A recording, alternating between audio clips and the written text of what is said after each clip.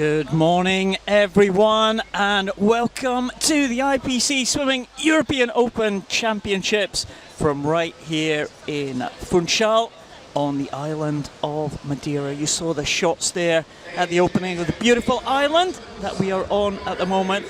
And the action will be taking place here for the next 7 days, 7 full days of competition to watch out for. We have 453 athletes from 52 countries, from not only in Europe but from across the world as well. We are here at the Olympic Swimming Complex. I'm Paul Noble. I'll be joined in the commentary for this morning's session by Liz Johnson. Morning, Liz. Morning, Paul. Liz, of course, recently retired. Yep. Just last week.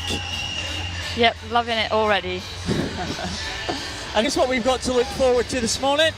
Number of events here, starting off with the men's 400 freestyle in the S10 classification. Of course, Paralympic swimming, many of you will know, split into classifications. We'll give you an explanation of that when we go through each of the events. But we start off with the S10s, move on to the backstroke events, and right through to the end of this morning's heat sessions, finishing with the women's 100 freestyle in the S8 classification.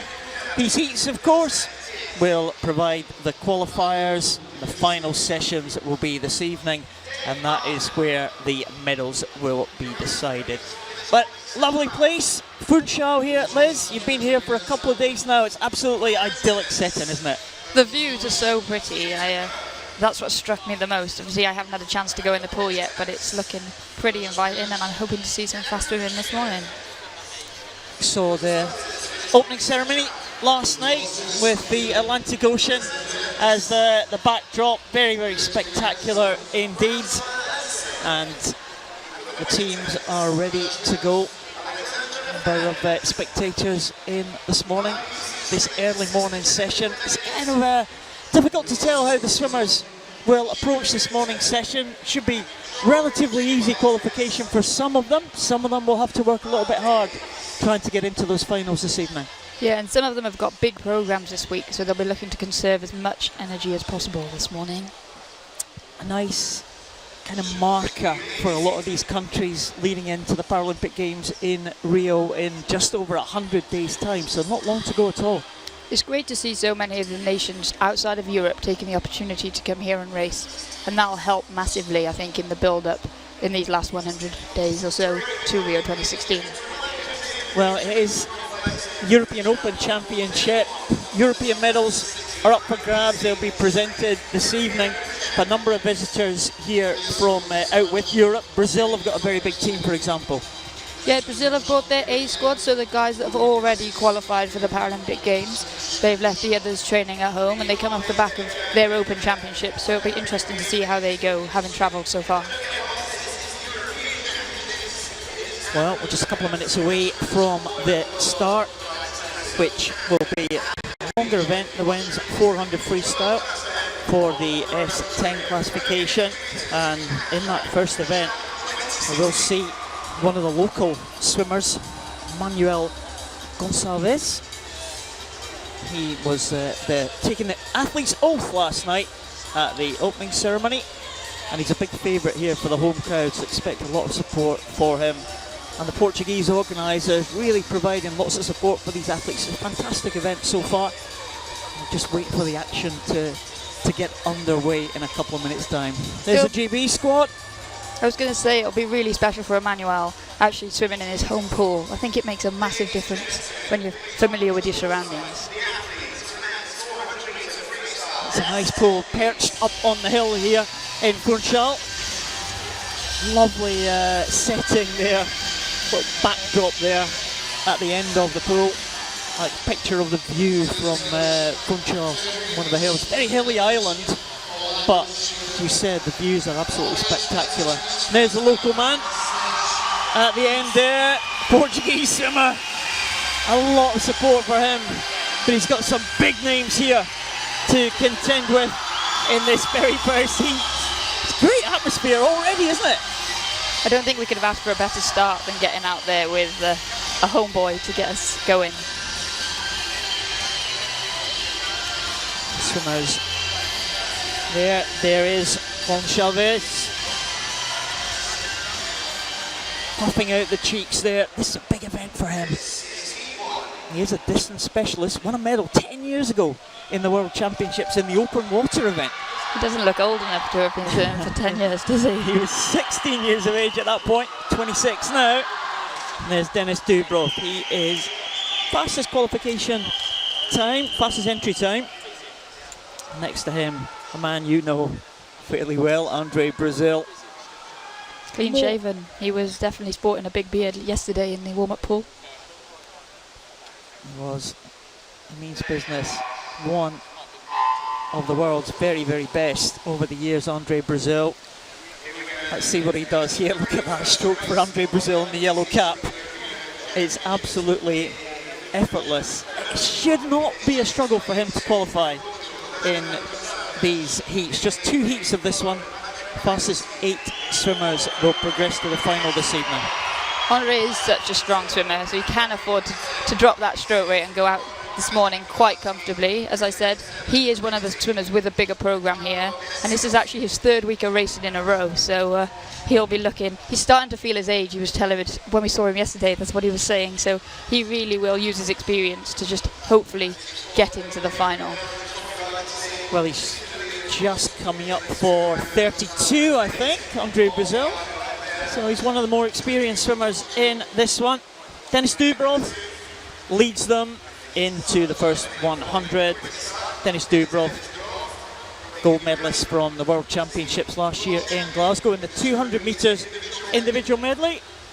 And he's followed by Patrick Karlinski. He was 4th in the European Championships last time when it was held in Eindhoven in 2014, so he'll be hoping to step up, maybe on the medal podium. The youngster from Poland in lane 4. Brazil, well, really contesting for 3rd position at the moment. Crowd getting behind Gonçalves in lane number 2. He is in the mix as well. Real battle here for 3rd position. The top 2 look like they're away and clear. Gonçalves in 3rd position at the moment as they go over in the 150 mark.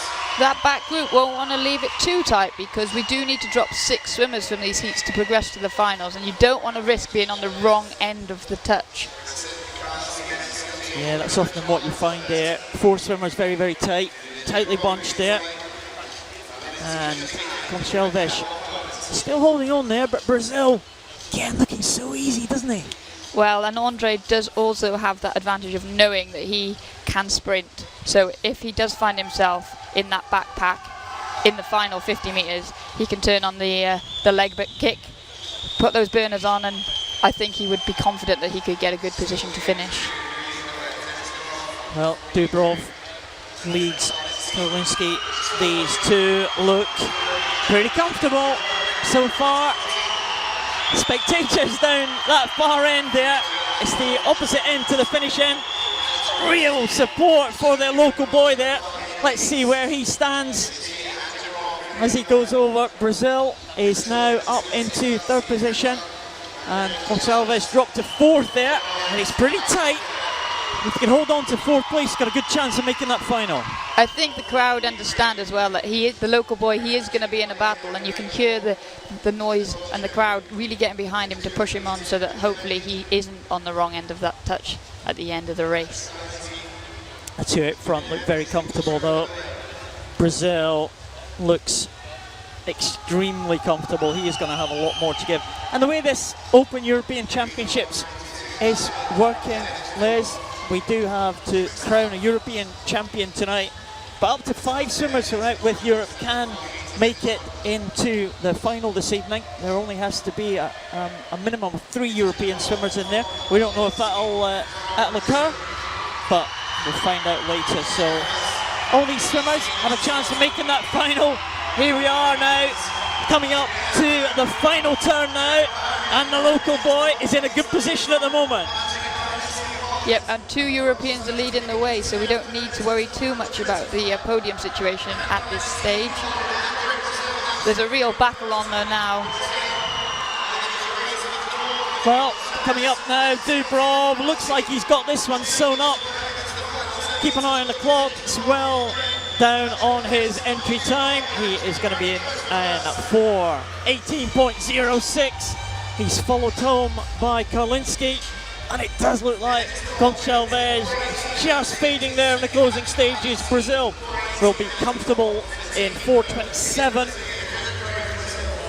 And Funchal 4:33.56 was in 6th place. That's going to be tough to make the final this evening, I think, for the local man. Of course, it is the fastest 8 through, so as long as only 2 people go quicker than him in this next heat, there is still a chance. But a nice swim there at the front. Dubrov exiting the pool, looked pretty comfortable. Karlinski as well, looked fairly good. The results are confirmed. Dubrov takes that one, 4:18.06. Karlinski in 2nd, and Andre Brazil in 3rd position, 4:27.60. So that will be the target. The advantage, of course, going in that 2nd heat is they know what they have to do now.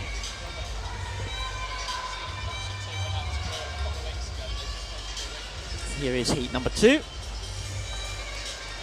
On its way, we have 7 swimmers taking the start in this one. 10-lane pool, of course. Only 8 swimmers will make it through to the final. And the man to beat in the centre lane, the Russian, the champion from the last European Championships in Eindhoven. Here's Gino Kitano from Portugal, the local man. He'll get lots of support. There's Bartoskinski, the champion from Russia. Vanzenko, watch out for him too, the Ukrainian in lane number 5. This is the S10 class, of course, Liz. Swimmers with a minimal impairment. Yes, so we can expect to see the fastest times posted in this event. And it's great for the competition that we've started off with 2 local boys, actually, because that'll really get the crowd in this morning and really get them cheering. We'll watch the progress of the Portuguese swimmer in lane number 2. We'll see how he goes. Pretty flat start. Sven de Casticker, experienced Belgian swimmer. He's going over in lane number 6. Vanzenko in 2nd position at the moment. Ludwig Nyren in 3rd place. We've seen Bartoszinski do this before in previous events. Maybe just qualify in the outside lane, maybe spring a surprise. He did that in the Europeans, I remember. Qualified in the outside lane and ended up winning it. And no one was really looking out for him. He was a bit of a newcomer at that time. He's known about this time. They know his tactics now. If the tactics work, though, why change them? And he might be one of those swimmers. You quite often get them. I was one that the more energy I conserved in the morning, the better I swam in the evening. And we all know that the medals are handed out in the evening, so maybe that's his plan. Well, if you do have any questions on the tactics of these races, send your tweets in to Liz. She'll be pleased to answer them.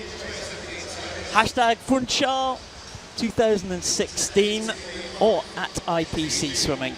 So we'd like to hear your tweets. We'll try and read out some of them if we have time to do so as we go through this session, which is scheduled to last 2.5 hours. It's interesting to see Sven de Casticker taking it out in this 400 because he is more renowned for the 200 individual medley and the 100 breaststroke. And we, as you know, Paul, as a breaststroker and a medley swimmer, you don't often really want to cross over into the 400 freestyle, but he's looking comfortable here. That's pretty good, Sven. He's an experienced man. He's been around for a long time. A few Paralympic games under his belt. And he's been a medalist at the European Championships before. He's trying to repeat that feat, but as you said, Liz, never in this event. So I'm sure we'll have more events to come later in the week, but yeah, he's looking good in those early stages. Sven going through now in 1st position, Ludwig Nyren, still in 2nd position there, and Vanzenko maybe just contesting with the Swede for that 2nd spot. Bartoszinski still in contention in the centre lane, lane number 4, in 4th position there, but Sven de Casticker has a lead of just under 2 seconds as he goes over that 250 mark.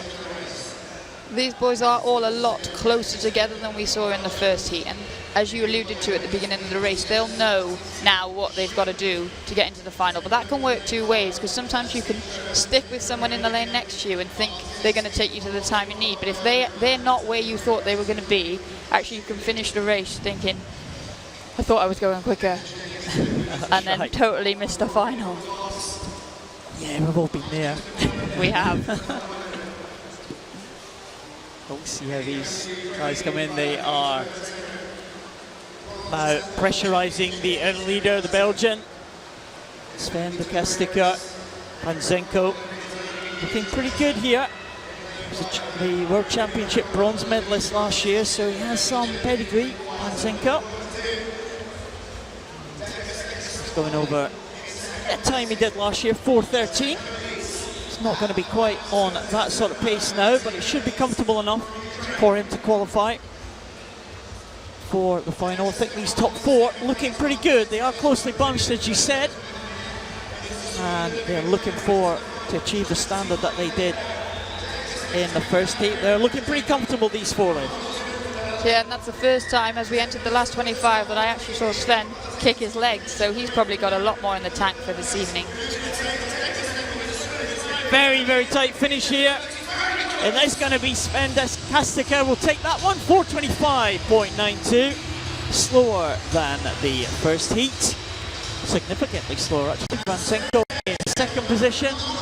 And in third position, Barasinski. So it looks like Barasinski again will be in one of the outside lanes. And Andre Brazil also will be quite far out from the centre of the pool. There's Sven. I don't think anyone was giving anything away in that race, were they? Either heat, and the times are all really close to the qualification for the final, so we can expect a much quicker final tonight, but also a very quick race. We saw the times 4:18 in that first heat. That's a good finish there for Sven. He didn't want to be beaten there at the end, did he? So Sven de Casticker takes that one. In terms of position into the final, that'll put him in at third position. It was a lot closer than the first heat there. Denis Dubrov will be fastest into the final. Barasinski and Andre Brazil, maybe two of the main contenders, will be split up, won't they? They'll be on either side of the pool. There'll be a lot of lanes between them. This should be a good final, good close final this evening. Yeah, and Andre quite often does that, I think, to take the pressure off him, because he is always the hunted man in whatever event he swims, and if he just removes himself to the outside lanes, then it takes everybody's focus off of him. Here is the next event, which is the women's 400 freestyle for the S10 classification. This first heat, swimmers in lanes 2 to 7. All of them teenagers in this one, Liz. Oh, I remember being a teenager for a long time ago now, but not as long as it was for you. Thanks for that, Liz. That's lovely. Remind me when I invited you again. There's Jablonska from Poland in lane number 4. Bianca Pap, 16-year-old from Hungary in lane number 5. Jablonska, the pole, probably the class act of this heat, the bronze medalist last year. 19-year-old now. That entry time 4:36. Two young Hungarian swimmers either side. Luka Sos, the 15-year-old. Bianca Pap, 16-year-old. And also in lane number 6, Chantal Zuideveld from the Netherlands, who's had a good year so far, hasn't she? Absolutely, broke the world record in the 100 breaststroke that's stood since 2000. So again, strange to see her doing the 400 freestyle, but I guess when you've got youth on your side, you can still compete in all the events. We'll see how she goes. That is the Dutch swimmer in lane number 6. And I was going to say she leads there, but she doesn't quite lead, because Lena Vats from Sweden just got the touch there by 7/100ths of a second. And this is going to be a very tight race if the opening 50 is anything to go by. Jablonska, the red cap of Poland. probably the most experienced of the field. The Hungarians got a number of young swimmers that have come through. They've got a very experienced team. They've got multi-Paralympians in their team, and they've got this kind of raft of youngsters that have suddenly appeared. It is one thing that Hungarians seem to do very well. They use their older Paralympians, the more experienced athletes, to really provide that support to nurture their youth. And Bianca Papp was 4th at the last European Championship, so as young as she was then, she'll be looking now to use that experience and try and sneak onto that podium at this competition. Well, they're all in the mix at the moment. Another heat to come after this one with 6 swimmers and a couple of quality swimmers as well in that second heat. So these swimmers, as in the first event, be anxious to get that position in the top 4 certainly, to try and enable them to progress to the final. 5 swimmers in the mix so far. That's still with that lead, looking pretty good. Swedish swimmer in the early stages. She's actually starting to pull away now, and it's probably, if she can continue to do so, that'll provide her with a good comfort, because if they all stay like this, it'll come down to a sprint finish, and it'll tend to be those athletes who have the upper limb impairments who will fare better going down that final 50 metres. Again, it's the S10 classification, minimal impairment.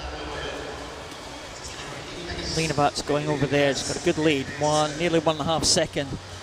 Jablonska in second position, Bianca Papp still in third there. And do you think the likes of Bianca Papp will have looked at who she's next to? She's next to the World Championship bronze medalist and say, well, am I going to stick with Jablonska this one? Is that going to be the tactics for her? It looks like she's doing her job very well, if that is the case. I think you're always aware of the athletes that are in the field with you, and you can, as we say, go down that route, but you've got to know that you can outsprint them if you're going to do that, because you can't control what time they're going, and it might be that they're swimming on their best time, but it might be that they've decided to take it 20 seconds easy, as we saw with the men, in which case you can really come undone when it comes to touching that wall in the final few metres. Well, doesn't look like any of these 3 swimmers are going to come undone just yet. They are looking pretty good indeed. So coming down to the finish end with 100 to go. Pretty easy pace, none of them really on their best pace. Lena Butt, well, she didn't enter an entry time, so sometimes these outside lanes maybe a little bit of a surprise for some of the swimmers. She looks like she's digging in now, trying to hold that pace. The other 2 in the centre look a little bit more comfortable, and Jablonska looks the most comfortable of all, breathing to her left hand side, having a look at Bianca Papp, making sure of her position. Very close between these 2. Yeah, and Lena Woods looks like she's digging in now, so that even though she had that early lead, she doesn't want these 2 in the middle lanes to get too far away from her, because she's really worked hard for a place in the final. Jablonska now changing her breathing side. She's changing her side there to keep an eye on the Hungarian. She's breathing to her left, going down towards the turn end, breathing to her right now. It's a very, very tight finish. They are racing this one out. Bianca Papp wants this one, and she has got it in 4:50.09. And Olivia Jablonska in second position. That's pretty comfortable stuff for these 2 swimmers. Expect them to go a lot faster in the final this evening.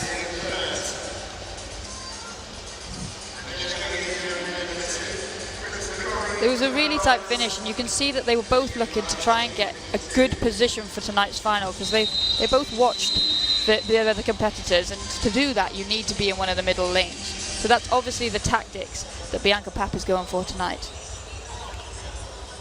And I wonder if these 2 may be in contention for the medals tonight. Bianca Papp takes that one in 4:50.09. Olivia Jablonska 4:50.62. Lena Butt in a good position, 4:53.10. That may well be enough for her to make the final, but of course that depends on the outcome of the next heat. And heat number 2 sees some very, very big names indeed in that second heat. There's Elodie Laurent and Aurélie Rivard coming out for this heat number 2. Gold and silver medalists from the World Championships last year. This should be a very interesting battle. Maybe not in the heat, but certainly in the final. You would expect these two would not want to get beaten by each other. Aurélie Rivard, the champion from 2015.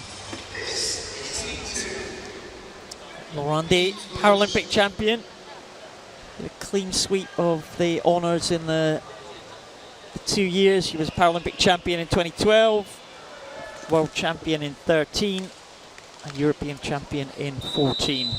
Her world title was taken from her last year, but she is still the European and world record holder in 4:32.79. Remember that sensational swim that she had in Montreal.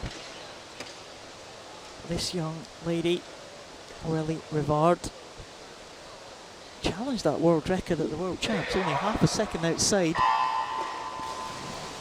And she's maybe better known as a sprinter really, but in all the freestyle distances she has been fantastic over the last couple of years. We've really seen Aurélie Rivard develop as an athlete, I think, since she burst onto the scene. And as you said, she originally came along as a sprinter, but I think being from Canada and having the opportunity to compete in so many events is really, it's made her improve who she is as an all-rounded athlete, and we see her take the fight to all of the specialists these days. And again, different in impairments between these two. Laurent is a leg disability, Rivard just missing a hand. Yeah, traditionally you would expect the athletes with a leg impairment to be stronger over the longer distances, but Aurélie Rivard, she's a lot taller than Elodie Laurent, so that works in her favour too, and it just means that she brings her leg kicking a lot earlier. Well, like we saw in the previous heat, these two swimmers keeping an eye on each other. And Rivard just with that slender lead there, and she, as you would expect from a swimmer with an arm impairment, came off the wall better. Yeah, the athletes with arm impairments rely heavily on good turns and good underwater phases, regardless of the event that they're swimming, because that is where they can really get an advantage over those athletes with the stronger arms, with the leg impairments, who tend to claw it back as you go down each 50 metres. Rivard still has that edge here. She's been very good form as well. The S10 classification for women has really, really improved over the last few years. A number of big names have come to the fore, haven't they? Sophie Pascoe, of course, great New Zealander who's moved on the standards and continues to do that in the medley events and the 100 butterfly. I think you find that with events. Every so often they stagnate for a while and the standards remain, and then all of a sudden it just takes one group of athletes that are all around a similar age that can really push each other on, one to break the barriers, as Sophie Pascoe has done, and then someone like Aurélie Rivard to come along and have something to chase and realise that, well, if Sophie can do it, then there's no reason I can't. And then, as you said, we see the whole classification move on in every event. And Laurent as well has been she responded to that kind of challenge that the likes of Sophie Pascoe and Rivard put down to her a couple of years ago. I mean, winning the Paralympic Games was fantastic for Elodie. She seems to have been around for forever. Yeah, she's not really that old, and I think the great thing about Elodie Laurent is that she is a fighter, and she will stand on that block and she will race, and she's not phased by how tall someone is or what time they've put in the morning or the form they come into the race in. I mean, she's letting Rivard go a bit here, but that'll be her tactic. It's all about tonight for her. Rivard has gone, she's got clear water between herself and Elodie Laurent. Third place at the moment, a little bit adrift of the leading two is Anneli Roulet, the second French swimmer. You see her there just at the top of your screen. It's all getting a little bit spread out, and maybe in fourth position at the moment does look like it's a Spanish swimmer, Julia Benito de Tena, and the young Great Britain swimmer Zara Malouli.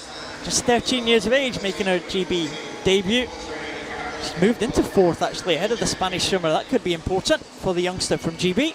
Yeah, and they're in a really good tussle as well. And as long as they're able to catch a glimpse of each other on the turns, or maybe when they breathe towards each other under the water, that might actually lead them to a really good time. And when you're Zara's age, really these meets are about coming in and getting personal best times.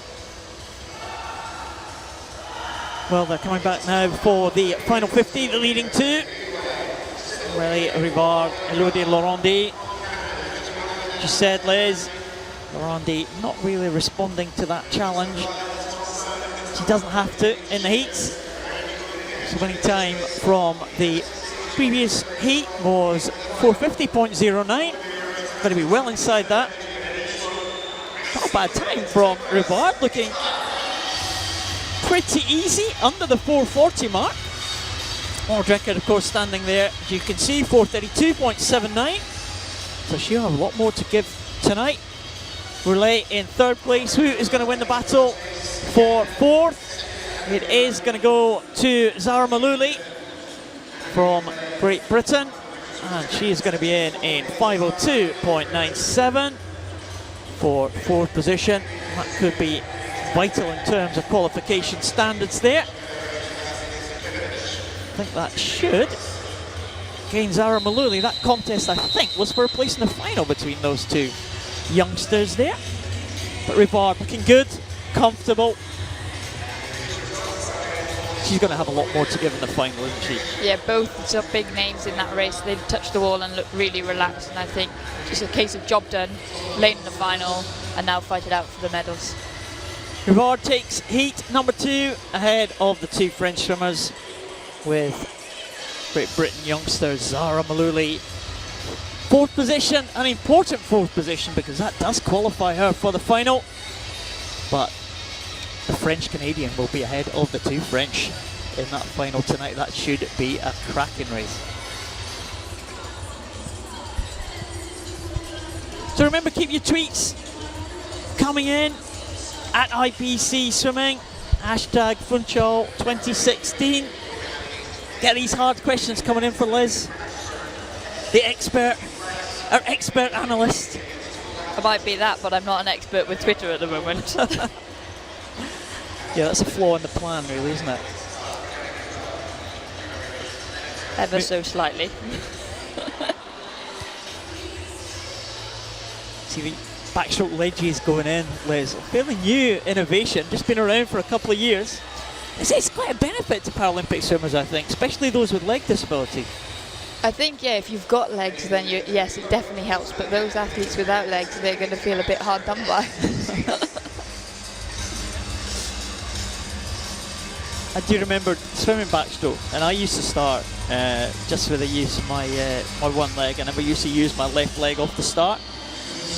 And able-bodied swimmers have always got that second leg to fall back on. If your good foot slips off the wall, you always get some propulsion. But Paralympic swimmers, if you have the use of one leg or just have one leg, if your foot goes, that's it.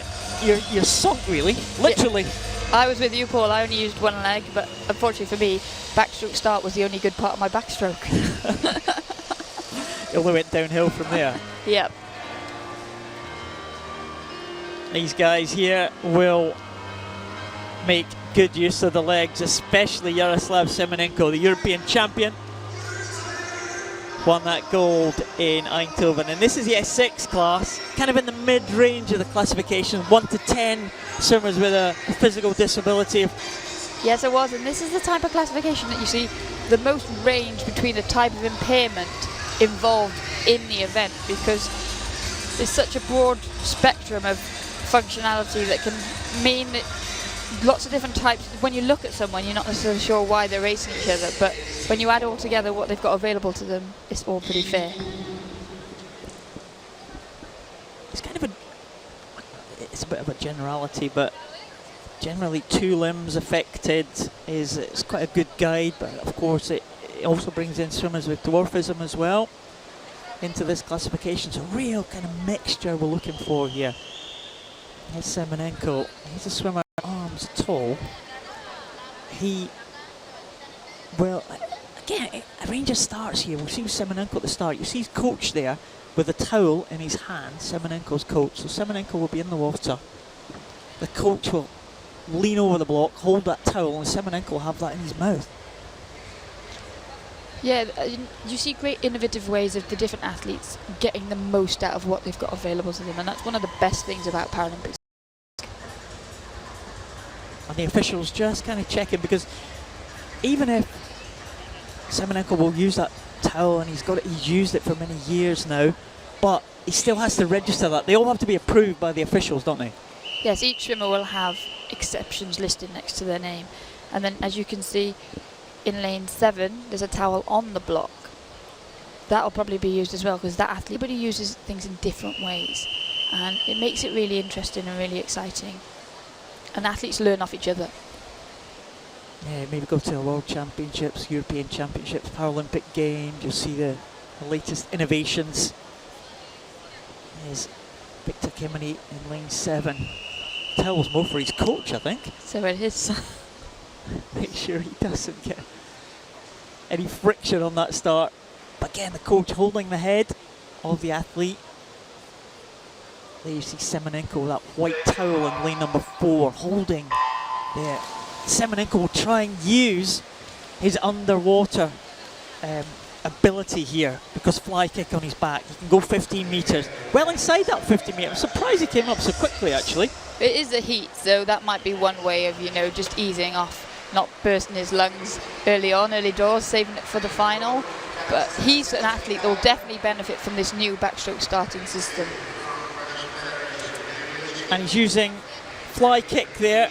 Interesting, we saw last year the Chinese swimmer Zheng employed a kind of a tactic. He started off with fly kick, moved to flutter kick halfway through the race, back to fly kick again, just to conserve that energy, because the legs will really be burning. Yeah, and they're the biggest muscle groups that your body's got, and I think you get such a burn in those upper, like in your quadriceps, and so by doing the flutter kick, it almost flushes them out a little bit, gives them a rest, as you said, and then lets you power on. We'll see what Semenenko can do now. It's going to be a pretty good swim here from Semenenko. His entry time of 1:14.93. Ukrainian swimmer coming home. It's going to be a little bit slower than that, but he'll be pleased with that one. Finishing obviously on his head. Bocciardo from Italy in second, some 4 seconds behind Semenenko, and Victor Vyacheslav Linsky from Russia in 3rd position. But Semenenko, again, there's that start for Semenenko. See how far he goes. I reckon it was about 10 metres, I think, going over on the turn there. These athletes with no arms, they have to really rely on their race skills, because they can lose so much around the walls, and he was really good there, but those extra few metres underwater might take him to that personal best time this evening. See how Semenenko goes. I'm sure that will qualify him for the final. But again, we've seen this in S6 racing, that the swimmers with no arms, for example, have to touch with their head. The swimmers that have arms have a perceived advantage at the end because they have that reach, but of course they have a disadvantage at the start. Yeah, and also the disadvantage of not being able to propel themselves into the water with 2 functioning legs, so which is a classic example of, though, even though the class is very diverse, it's fair. Semenenko leads them into that second heat,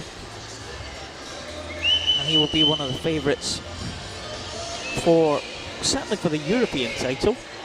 He's going to be up against the Brazilian Taliesin Groth for the Open title, and the experienced Sebastian Ivanov, already 3 times a Paralympian. But there's Taliesin Groth, man you know fairly well. Yeah, and every time he comes to one of these big competitions, he seems to have an additional tattoo. There's Ivanov, and there another Portuguese swimmer. Expect some support from him, Ivo Rocha from Portugal. He is in the outside lane, in lane number 8. He will find it tough to qualify. Jing, the world record holder, set in Glasgow at the World Champs last year. European record that's stood for 12 years now. The great Igor Plotnikov, another swimmer with no arms. Plotnikov kind of was the pioneer, really, back 10-12 years ago. Yeah, those arm amputees really are very good at backstroke because they can rely on ultimately 30 metres under the water of fly kick, which is proven to be the fastest way of moving through the water. But Alison Glock is trying to break that mould and be one of those athletes who breaks up those guys that are getting on the podium without any arms. And he's got his disabilities down one side of his body. Yeah, he's got one arm and one leg, both on the same side, so he finds it hard to balance, but he uses everything he's got, even that tiny little arm stump. He uses it in shoulder rotation to make sure that he's as balanced as possible. He actually changed programs after a very successful Glasgow 2015, but he's moved programs. He's now training alongside Andre Brazil, and we all know that that man's got a lot to teach people, so hopefully we see some improvements this summer. And has he gained his selection for Rio in 100 days? Alison Glock is one of the athletes, actually. His time from Glasgow has put him on the peripheral, but this season he hasn't yet done a time, so he'll be looking to achieve that here.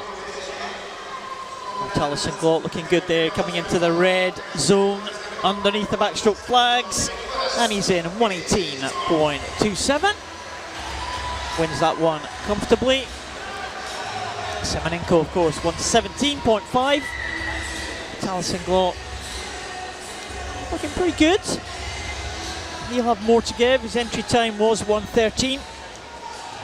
So a little bit more to offer, I think. Final. See how the swimmers can get on. Here's a Portuguese swimmer just finishing now in lane number 8. Ivo Roca. He's in 152.68, so Ivo Roca a little bit off the pace. That one, you can see, good example there, isn't it? That shoulder rotation.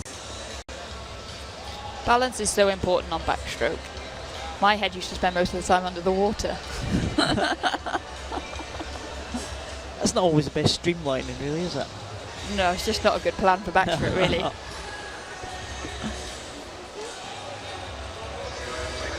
So Alison Glock, excellent water here. We've gone to the S6 men. We're looking at the S6 women now coming out for the next event. Alison Glock, he'll be pleased with that, I think. Wouldn't have expected much more in the heats. No, the Brazilians raced last week at their own Open Championships and then they flew straight here. So they've been here since Monday, but I guess some of them will be just glad to get that first swim out of the way. The result is confirmed. Alison Glock takes that one. Pies van Hofwegen from the Netherlands, newcomer, making his debut here at a major event, and Komarov from Ukraine in 3rd position. We'll see what that means for the qualifiers for the final from the 2 heats.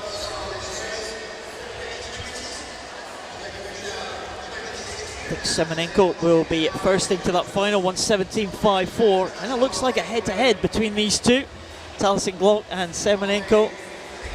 And Van Hofwegen and Komarov in 3rd and 4th, and Bocciado not too far away from the European medals there. Could be a little bit of a tussle there for the medals, but the top 2, I think, may well fight it out for gold and silver in the open event.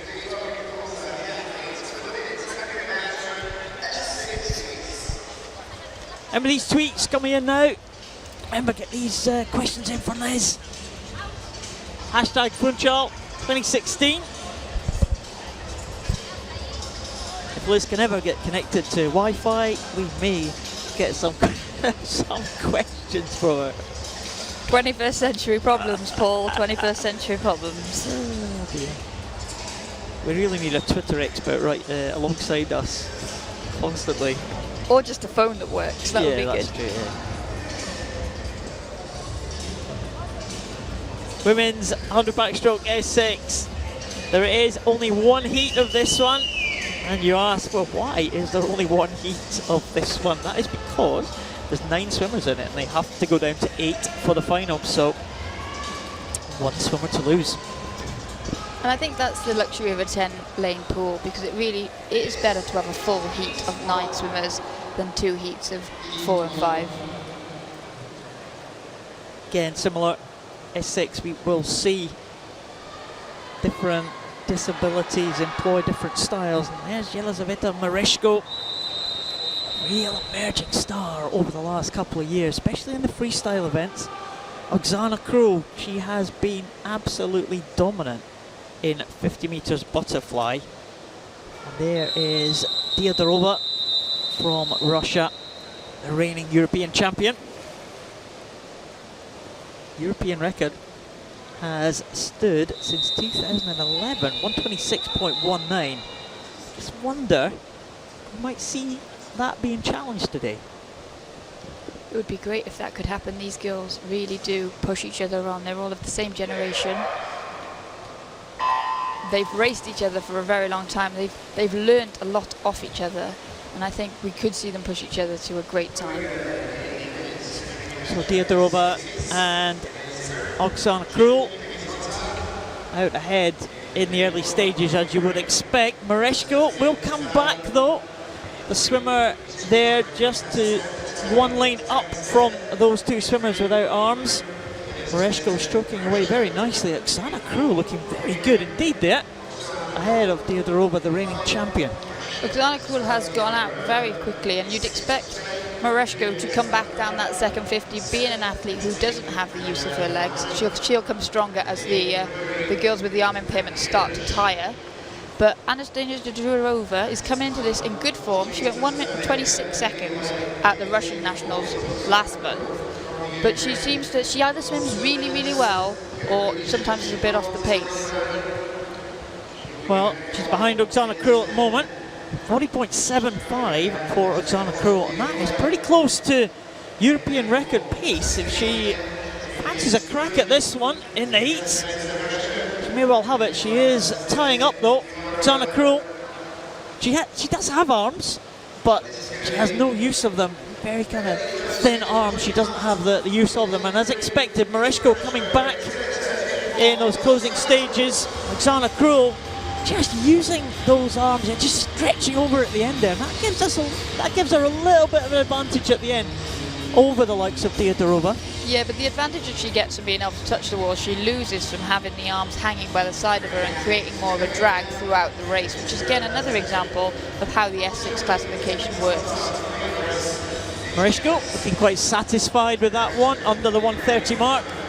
So it's the 2 Ukrainians in first and second. Here's Oksana Krul, held by her coach. The arms. Nice turn there. Diadorova using the underwater. There's a little stretch at the end there. Oksana Krul doesn't get much of a reach with her arms at the end there, but you never know. It could come down to hundreds of seconds. You see that? Oksana Krul looking pretty good. And she did ease off there to 128.47. It's a couple of seconds outside the European record. I think that might be under threat tonight. I think Miriam de Koning-Pepper from way back in 2011. Mereshko in second, Diadorova in third.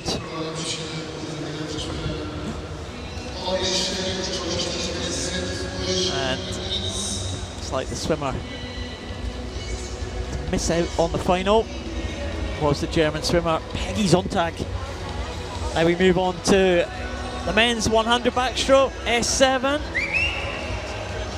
And again, Jonathan Fox, well, the world record holder, back in the pool after an absence of some 3 years. He was last swum at the World Champs in a major championship, last swum in 2013.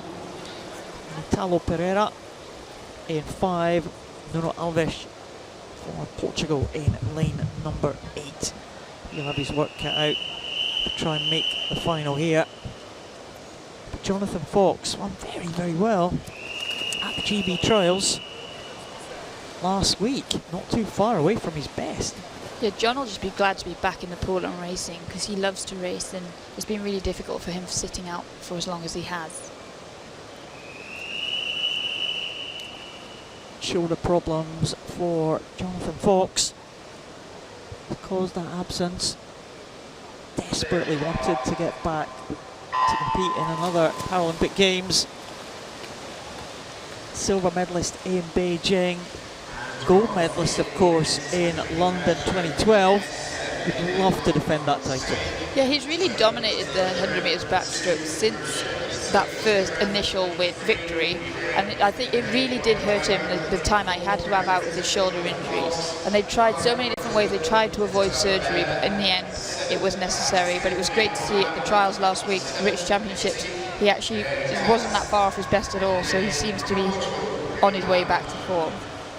Well, he's gone out there 33.95 and about half a second outside world record pace, and he set back in 2013. Evieni Bordaiko in second position. He was silver medalist behind Jonathan Fox at the Paralympic Games in 2012. And Pereira from Brazil going well in third position. Italo Pereira. He's really moved on over this last year. He's moved and now he's training in. The Brazilians have a high performance centre, and we can see that because he's really worked on that second 50. Well, Jonathan Fox in there, 1:11.04. Not too bad at all. I'll qualify him comfortably for a centre lane. And, well, a little bit out of breath there, Jonathan Fox. Not too bad though. I'll expect him to go a little bit faster in the final, I think. Yeah, John tends to go all out down that first 50 and really get ahead of the rest of the field. And so obviously we always see him then puffing a bit in the closing stages because of the amount of effort he puts into that first 50. And of course, some of the countries that are coming here have yet to make their qualification standards for Rio. That's not the case with the GB swimmers. They did that last week. Yeah, Jonathan was one of the guys that actually posted a consideration time, so the pressure's off of him now, and he'll just hope to get announced in that team when it's...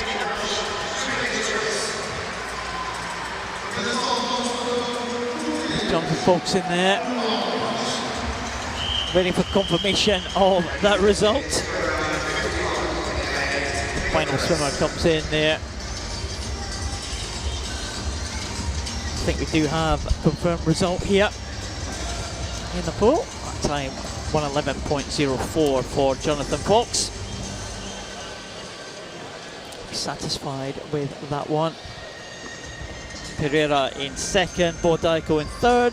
Experienced Guillermo Maro for so long was the Argentinian kind of standard bearer.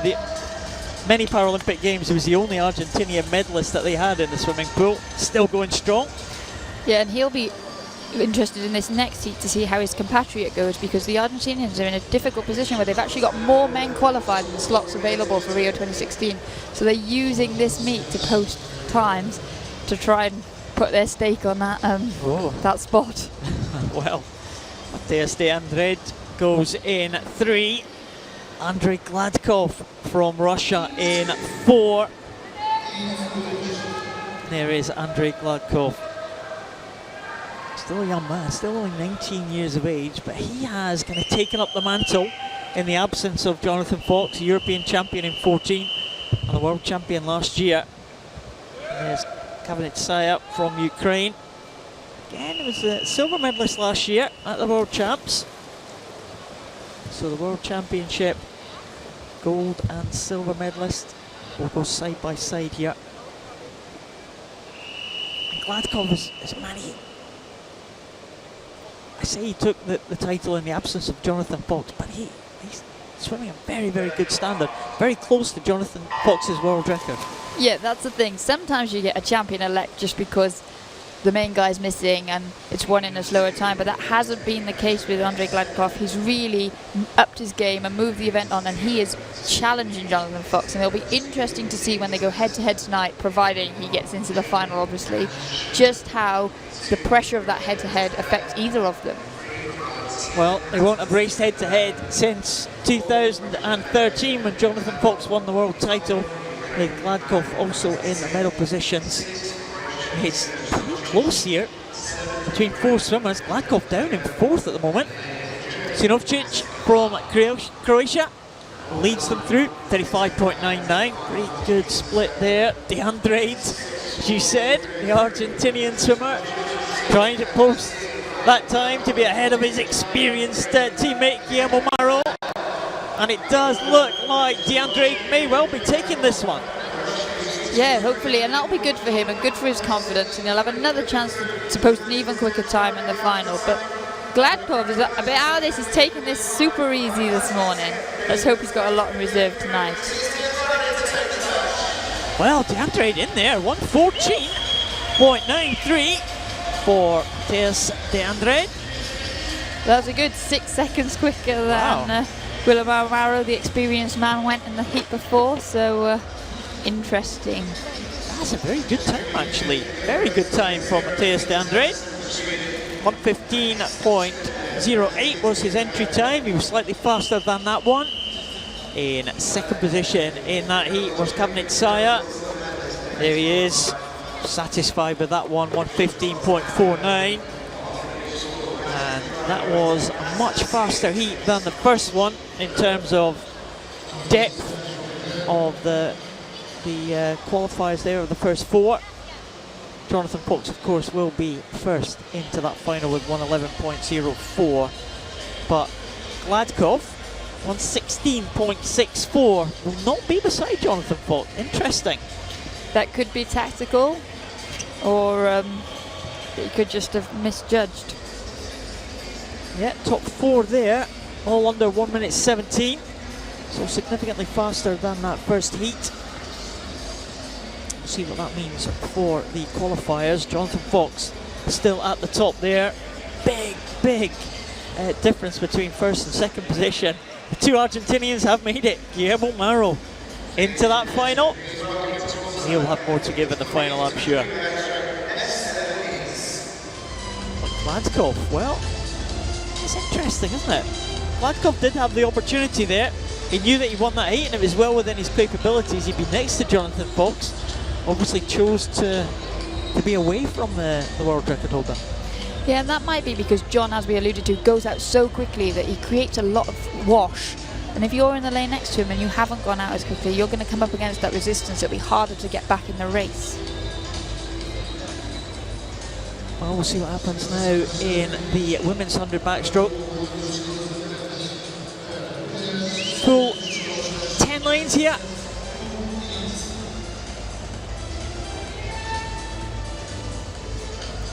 Two Germans in the centre lanes, Verona Schott and Denise Grau.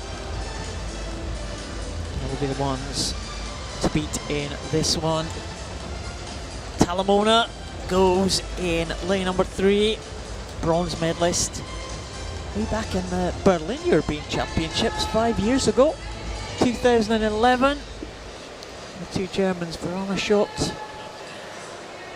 and Denise Grau. Good chance really to gain a major title. This event has been dominated for many years by another German, Kirsten Brun, who is retired now. Yes, Paul, this event is definitely wide open.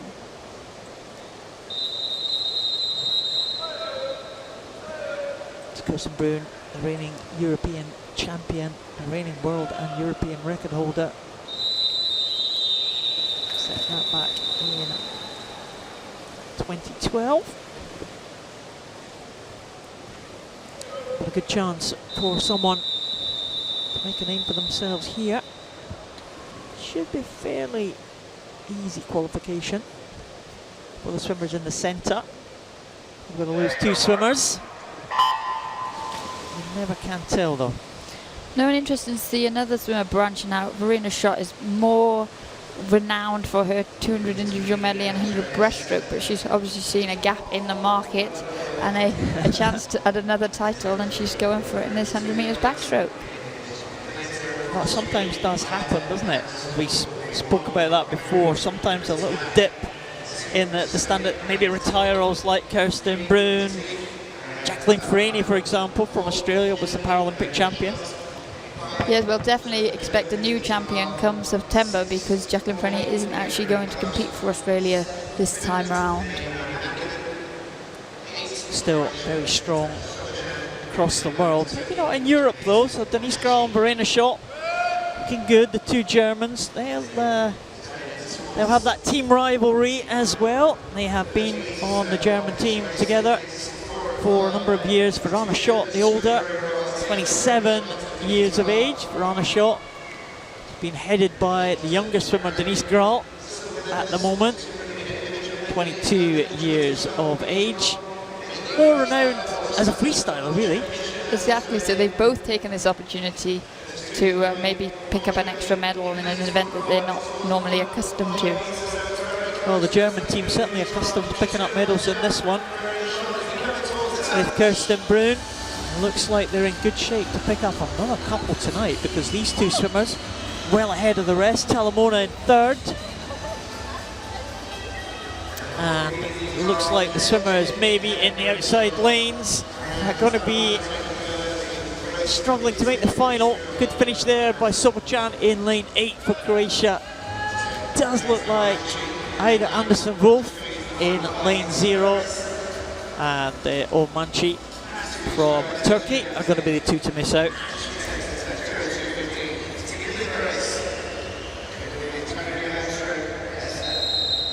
But looks like comfortable qualification there for the two German swimmers. 129 for Denise Graal, 130 for Verona Schott. And they will progress to the final tonight if the result is confirmed. I think it is.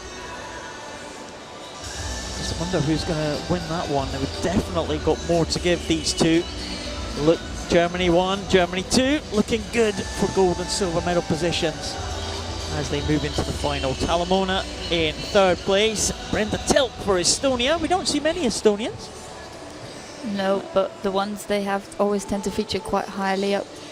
Blompiku in the S1000 backstroke's always there or thereabouts, so quality over quantity, Paul. It is. Brenda Tilk may well fancy her chances of sneaking into the medals. She qualified in 4th there behind Talamona and the two Germans. Now we move on to the S2 event. Of course, this is for swimmers with a more severe disability. And again, we're going to see a range of starts here, aren't we? Yes, definitely, because again, the athletes are quite limited to what they've got available to them to use, and they work with their coaches and they take advice off other people, and they almost pinch ideas from other athletes around the world to really maximise what they've got available to them and get the most out of every swim. There is the lineup, and in recent years it's kind of been the Eastern European countries that have dominated these classifications. Yeah, this is definitely, sometimes at the European Championships the big guns are missing because they're from Australia or America or Canada, but in these lower classification events you really have got the best guys on show, and you'll be looking at people that will be winning here tonight but also looking to win again in Rio in September. Alpina go for Portugal in lane number 1. Portuguese, of course, not confirmed their selection either for Rio, so they haven't got many places. I think just 2 male places for Portugal, so it's not a lot, is it? No, not at all, and that really puts the pressure on the swimmers, but I think they saw this event as an opportunity where their home athletes would really raise their game, so it was best to keep the qualification window open. We saw Kokarev there, the European record holder, and there's Palmarchuk from Ukraine. So the silver medalist, in fact Kokarev the champion from 2014, Palmarchuk the silver medalist from 2014.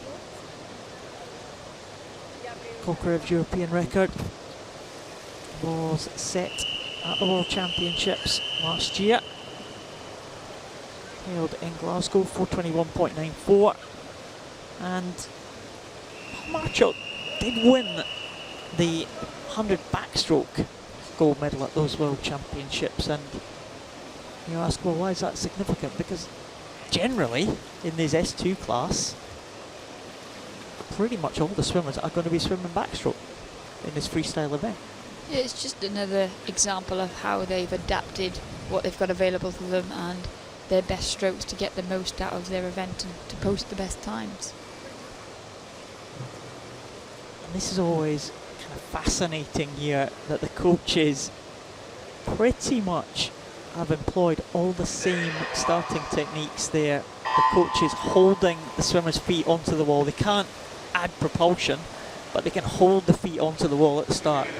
Yeah, and that gets the athletes into a really good position, because a lot of them have impaired from quite high up, so their legs drop on the drag, and trying to get moving off the wall if their feet were down almost on the floor would add seconds to their time.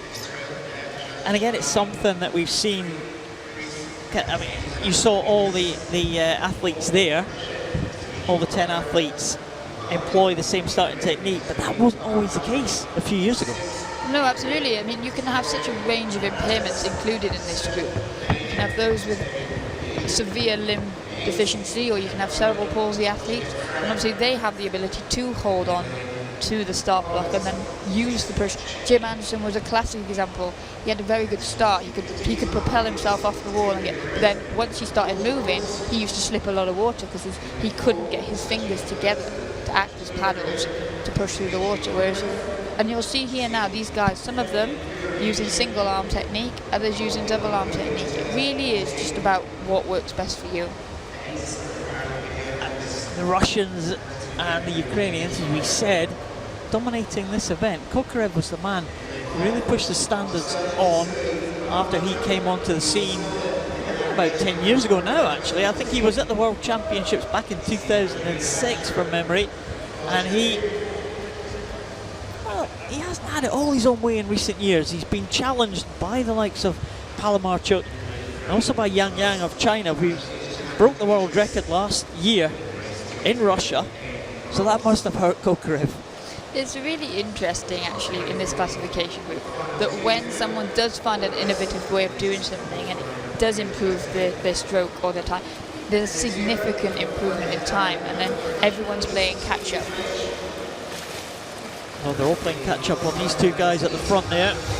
Palmarchuk just kind of twisting himself round the wall there. He's quite flat on the water, just touch the wall, twist his body round. He's very tall, so actually it's really difficult when you don't have control of most of the stuff below your sternum to get them around the wall, because it's not really that big a space between lane ropes. Kokarev, athlete with cerebral palsy. Palmarchuk, spinal injury. So you see the range of disabilities just come together there in this S2 classification. And Kokarev is quite sort of more jerky in the water. He kind of lunges his whole body back, doesn't he? Yeah, he'll have a lot less control over what he's got available to him because of his cerebral palsy. You don't quite have the same ability to place your limbs, but as you can see, he's got more speed with his arms, so he's doing more strokes per minute than the other guys, and when it's going well, you have a really good day and you see him swim really well, but the only problem with that is when you're having a bad day, it tends to go quite... He's having a good day at the moment because he's pretty much on his European record pace here, Kokarev. Just wonder if he's going to come back strongly here. Yeah, and this will be the difference in this classification compared to the higher classifications that we've seen earlier in the session. They don't have the ability to change through as many gears as the more functional athletes, say maybe in the S10 classification. So if they are swimming well, then we'll see good heats times, even though we've only got to drop 2 athletes. Well, we are on for a very good heat time here. Kokarev and Palmarchuk. Palmarchuk actually coming back, he gets a lot more grip, doesn't he, on the water there. Looks like he's propelling himself through very well. His body very, very straight in the water, keeping that buoyancy up there. But let's have a check on the clock here. It could be very, very good here. European record 421.94, and that has gone 419.83 for Kokarev. Well, we said he was on for a good swim.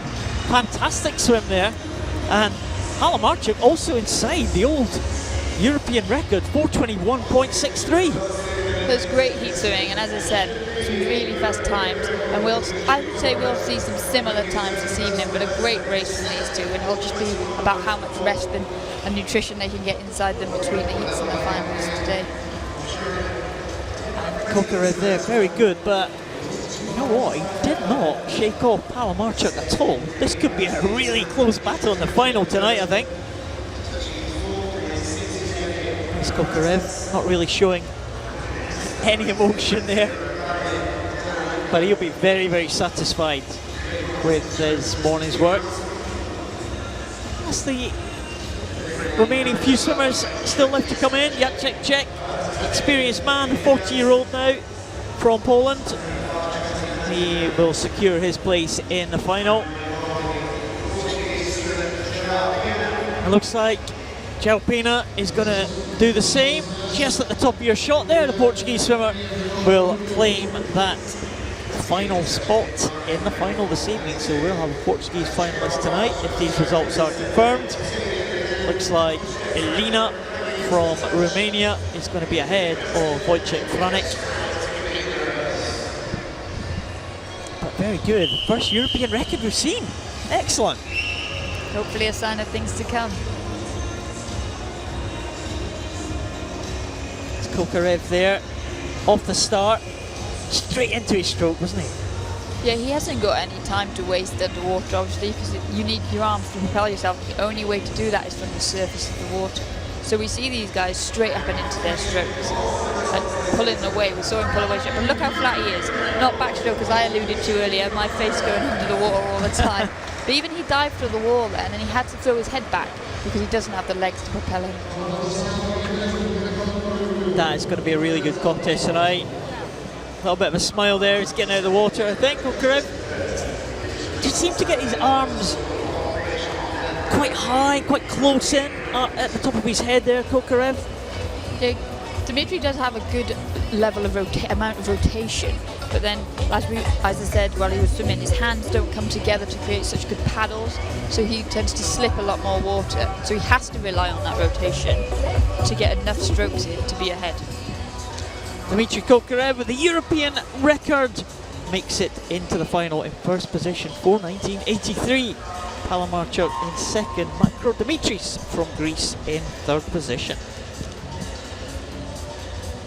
There he is,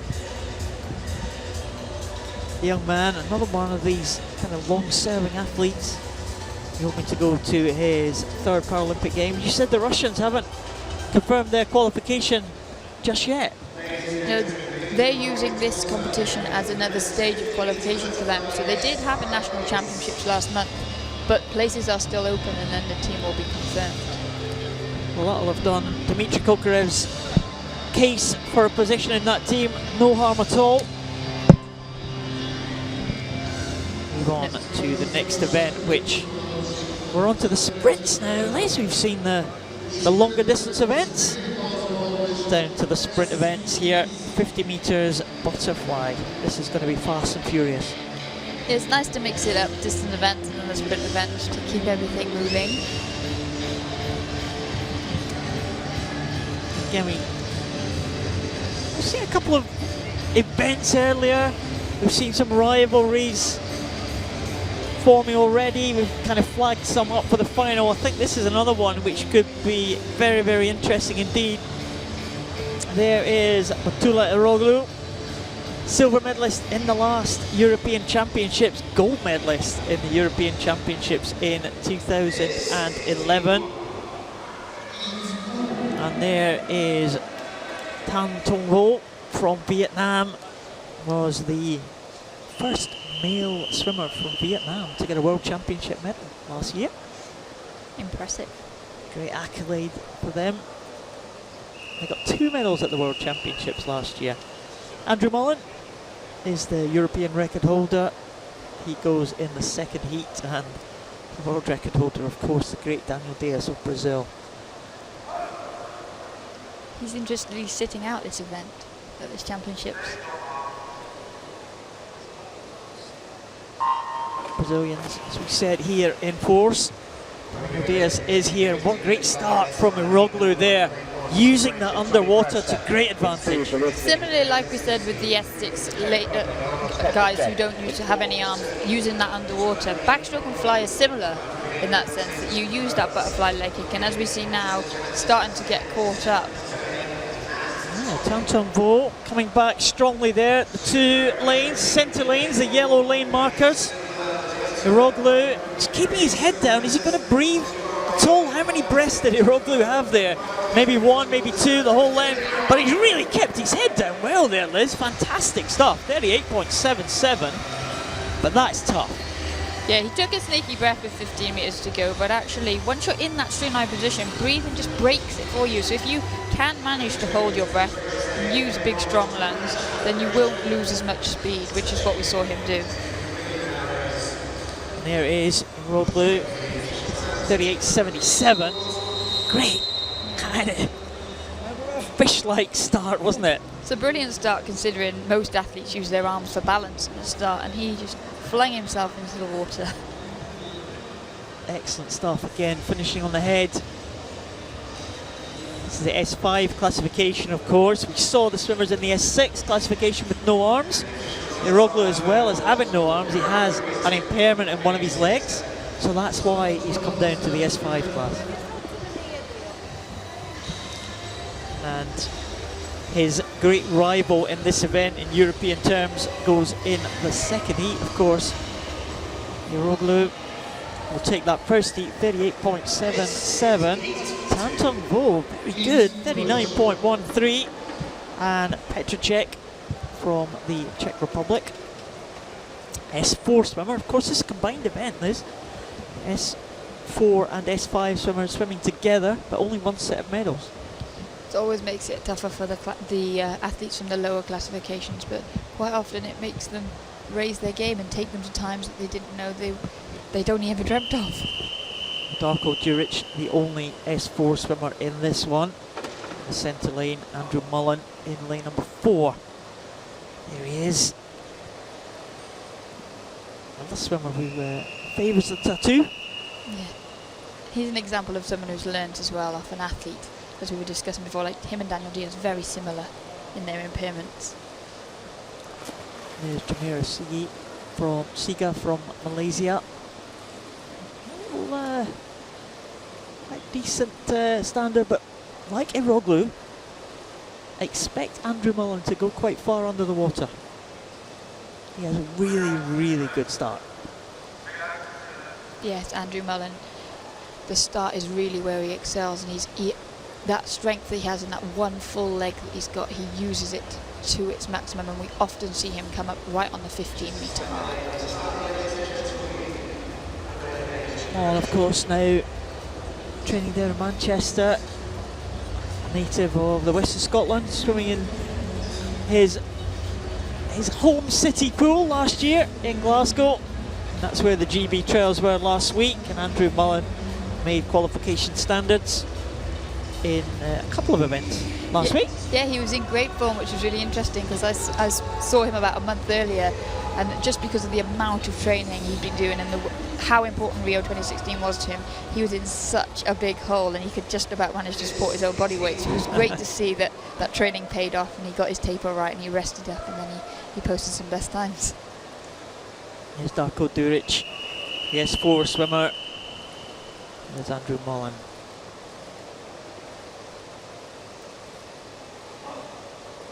Mary Siga just getting down there with the blue cap. Watch Mullen start now. Fantastic stuff from Andrew Mullen. He didn't let us down. Thought that was going to be the curse of the commentator there, Liz. I know, right? No, another fantastic start, and he's got about a metre more that he can use for the final tonight. So let's see what Andrew Mullen can do in this one. Iroglu swam 38.77. Andrew Mullen and Nutella Iroglu have shared the gold and silver medal positions in the last 2 European Championships. Good swim in the outside lane here, lane 1. Chernyayev from Russia is challenging Mullen. Well, maybe a little bit of a surprise there. Mullen gets it, 38.38. And that is very slightly faster than Iroglu. Probably wouldn't have expected Chernayev in that outside lane, the Russian 16-year-old, to challenge him quite so well there. No, but Andrew, that was a comfortable time for him this morning, and he would hope to have another, say, second at least in the tank for tonight. But great to see that there's even more people in the mix for the medals. Yeah. Looks like Jamiri Siga has had some sort of problem here, the Malaysian swimmer. And he's had an issue there, just finishing now. And Andrew Mullen going over to his Malaysian competitor there. Just noticed that the Malaysian was in some sort of difficulty there. Not sure what happened there to the Malaysian, but he looks okay, Andrew Mullen. Just grabbing him there, but it's not good to see there. We do see Andrew Mullen start there, very good. Was challenged by the young Russian in the outside lane. A bit of a shock there for Andrew Mullen to see the Russian so close. He probably wouldn't have. The Russian was on his left-hand side, but he was quick to react when Jamiri Siga was in a bit of difficulty there at the end, but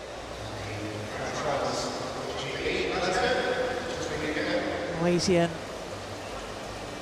hopefully he will be okay. Certainly out of the water now. Andrew Mullen takes that one, 38.38.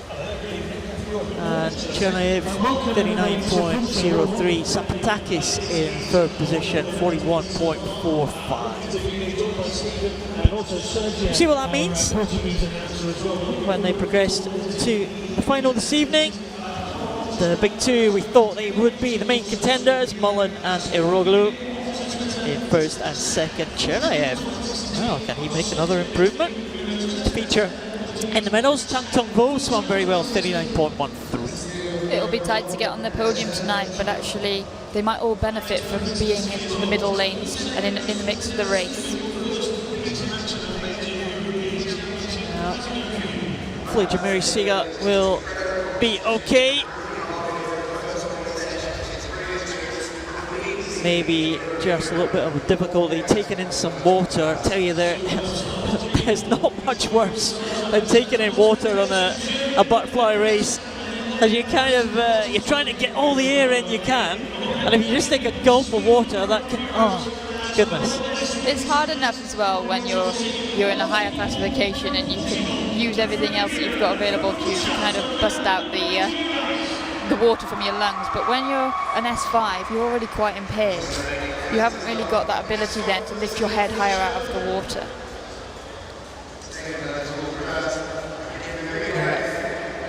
I think it's a real swimmer problem. It's very difficult. You take a gulp of water, gets into your lungs, and it's, oh, goodness, if you do it in a race, you've got to try and keep going to the end. It's kind of your racing instinct to keep going to the end, but it's not easy. No, definitely not, and we've all done it in training and had a quick, like you said, a completely different ball game when you're in the European Championships. Yes. Well, we hope Jamiri Siga will be okay. Just about to move on to the next event, which is the women's 50-metre butterfly. Again, combined event this is. It's S1 to 5 all combined together, but they are all S5 swimmers, so we don't really have to watch out for any of the lower classes in this one. And this kind of one person who's dominated this event for the past 5 years or so, Sarah Louise Rong from Norway. She's got such incredible upper body strength, and we'll see. She's great at breaststroke too, and there are similarities between the butterfly and the breaststroke in terms of the shoulder strength that you need. And I think that's why one of the many reasons she excels in this event. She's kind of been the standard bearer for Norway over the years, and this unmistakable figure of Simone Fragoso. She's always very expressive, isn't she?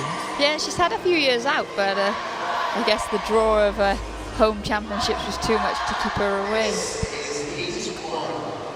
There's Sarah Louise Rong. Going to be be a firm favourite for this one. There's Teresa Perales, experienced Spanish Paralympian. 22 Paralympic medals, that's not a bad record. No, that is impressive. She was a politician as well. She's a mother. She's written a couple of books. She's done everything, Teresa Perales. She's definitely got the life balance right, hasn't she? World and European record stood for a long time, since 2008. Elena Akopyan from Ukraine. Interestingly, Akopyan, one of the pioneers of Ukraine. She was in the Ukrainian team when there was only about 3 or 4 of them. There's a lot more now. Yeah, there's such a big power now, but that's all it takes sometimes, is one person to draw people's attention to para sport, and then from there on everyone's hooked. Good start there in 4 and 5. Teresa Perales in the yellow lane markers. Sarah Louise Wrong just about heading now. Just forging ahead in the closing stages there. Again, these are the S5 swimmers.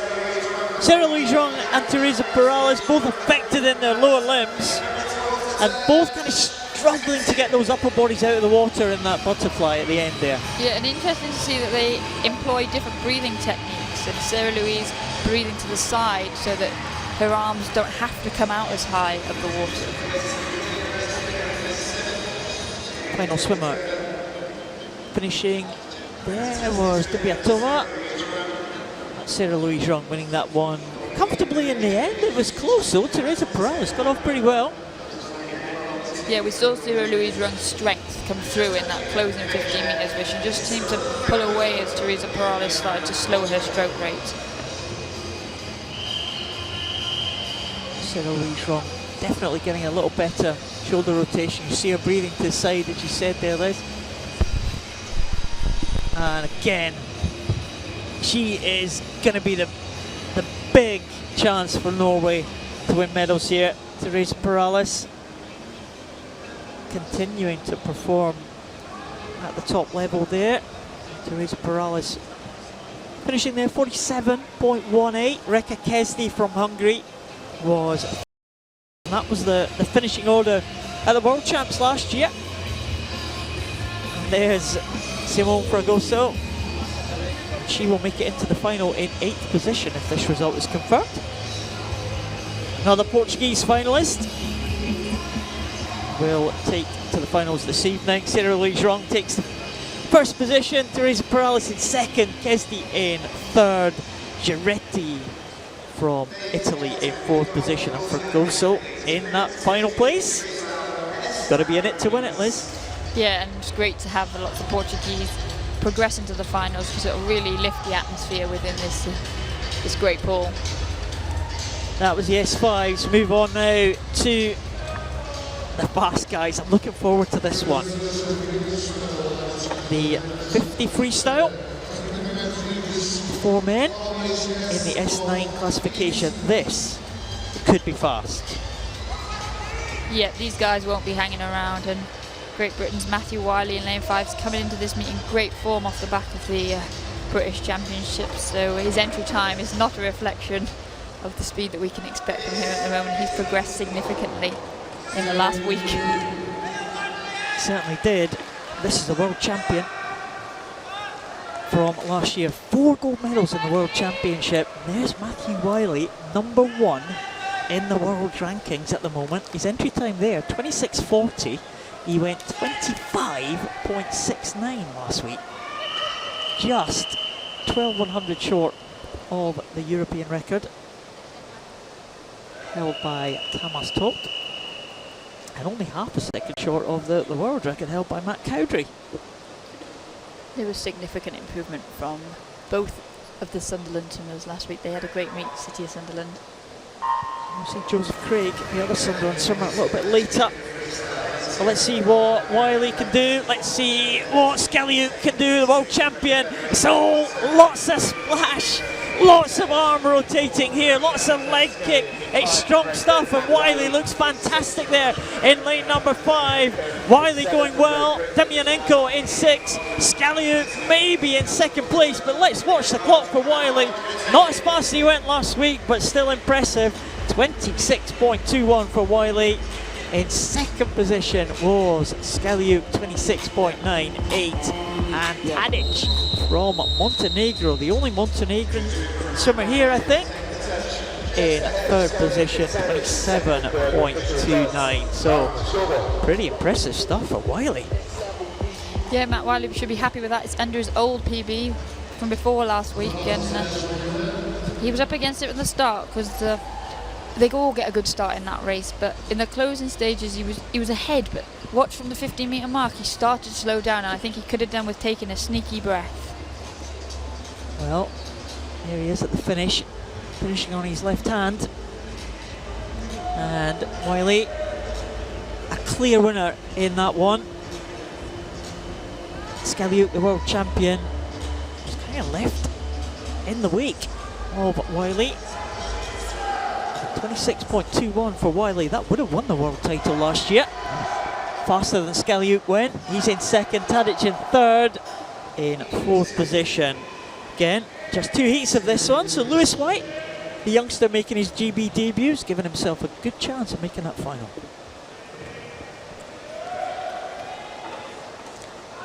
Second heat though has got some big names in this one.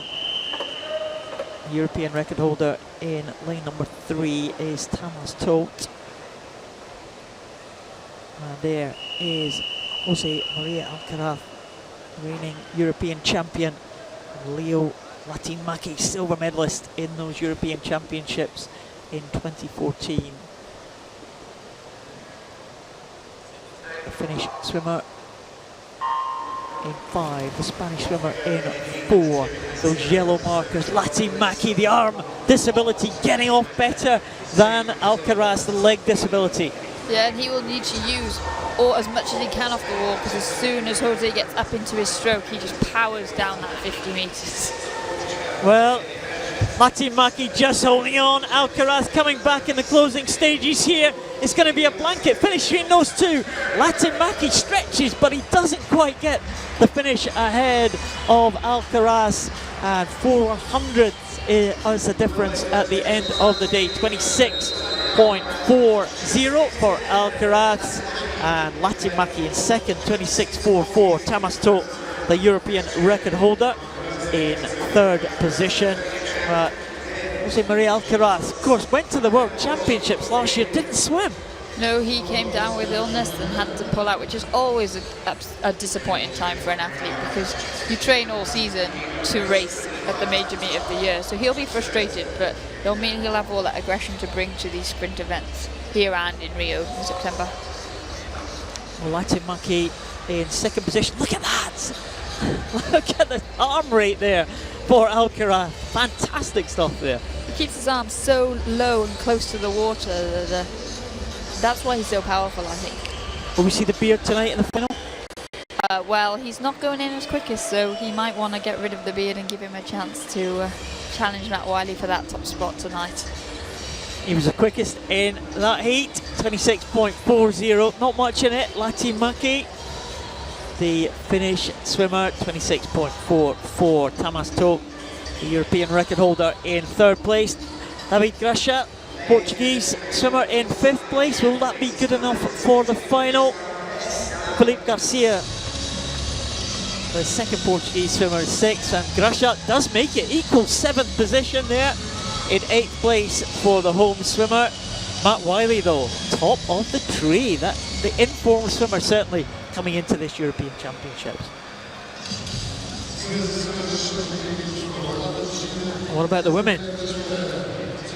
S9 women. No swimmer in lane 3. Amy Marin. She had a busy week at trials last week, and it all came in the culmination of her achieving her qualifying time in her final event. So maybe that just took a little bit more out of her than she wasn't quite ready for the start of this meet. Renato Pinto, we saw from Portugal in lane 1 there. Mamlina the European bronze medalist from 2014.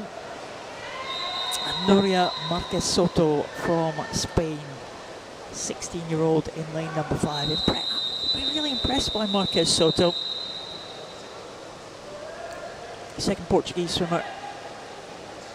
Joana Calado goes in lane 7, but Sarai Gascon, the European record holder, former world record holder up until very recently, goes in the second heat. Lane 7, Joana Calado, actually coached by none other than Matthew Walker, 50-metre freestyle sprint supremo at the City of Manchester Aquatic Centre where she's studying. Well, Matt Walker, I'm sure, will be watching in. First time he's missed the Paralympic trials for many years, Matt Walker, last week. Good start though here in line number 4, Mamlina. I think is going to take this one. Marquez Soto coming